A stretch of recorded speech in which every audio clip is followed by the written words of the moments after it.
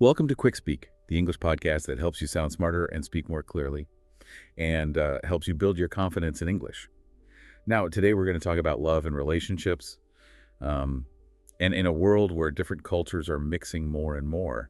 It's a really fascinating topic. It is. It's really fascinating to see how love is crossing borders these days. People from different countries and backgrounds are finding each other and forming these relationships. Yeah, that's right. We're seeing more and more couples where one person might be from Japan and the other's from Brazil, for instance.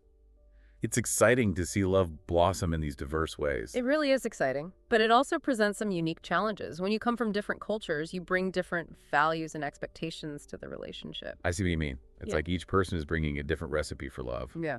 And sometimes those ingredients don't mix so easily. Exactly. That's where things can get interesting. You might have different ideas about how to express affection, how to communicate, even how to celebrate holidays. Can you give us an example of how these cultural differences might play out in a relationship? Sure. Let's say one person is from a culture where it's very common and normal to show affection publicly, like holding hands or kissing in public. The other person might be from a culture where public displays of affection are considered inappropriate. This can lead to misunderstandings and discomfort. That makes sense. Hmm. Even something as simple as a kiss can have different meanings in different cultures. Absolutely. And it's not just about physical affection. Communication styles can also vary greatly. In some cultures, people are very direct, while in others, communication is more indirect and subtle, and this can lead to misinterpretations and frustration. So how can couples from different cultures overcome these communication barriers? Well, it all starts with awareness. Both partners need to recognize that their cultural backgrounds influence how they communicate. They need to be patient and willing to learn about each other's communication styles. It sounds like active listening is crucial in this situation. You're absolutely right. Active listening means not just hearing the words, but also paying attention to the nonverbal cues, the tone of voice, and the context. It's about trying to understand the meaning behind the message. And probably asking clarifying questions if something isn't clear. Exactly. Don't be afraid to ask for clarification. It's much better to ask than to make assumptions that could lead to misunderstandings. So far, we've talked about the challenges of communication and different expressions of love.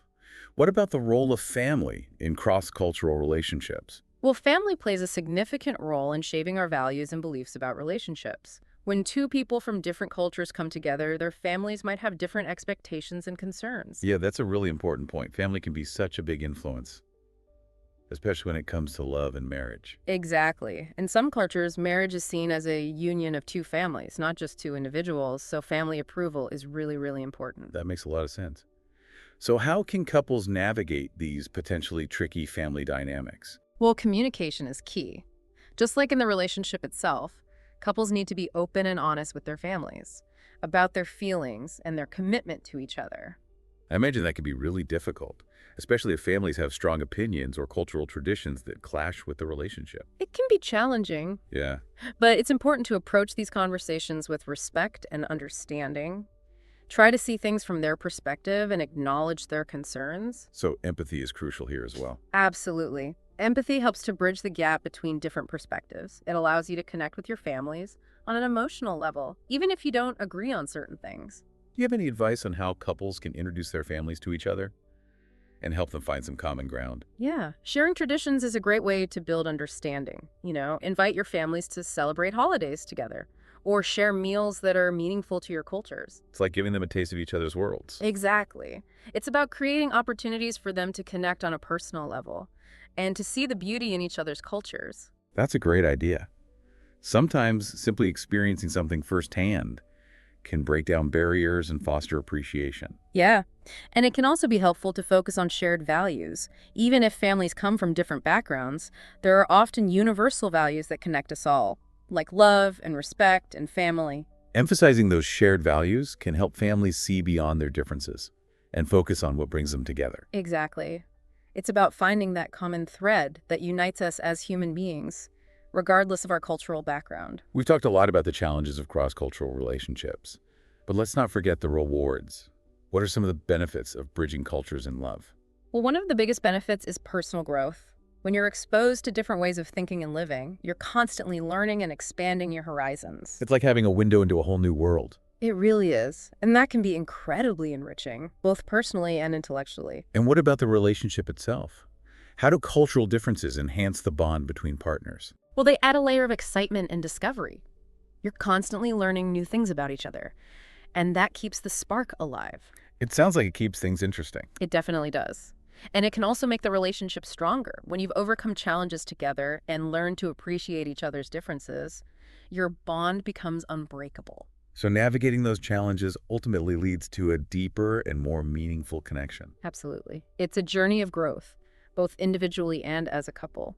You know, it's inspiring to think about how love can bridge cultures and create something truly unique and beautiful. It's a testament to the power of love to transcend boundaries and connect us on a deeper level. It sounds like cross-cultural relationships are full of opportunities for learning and growth and connection.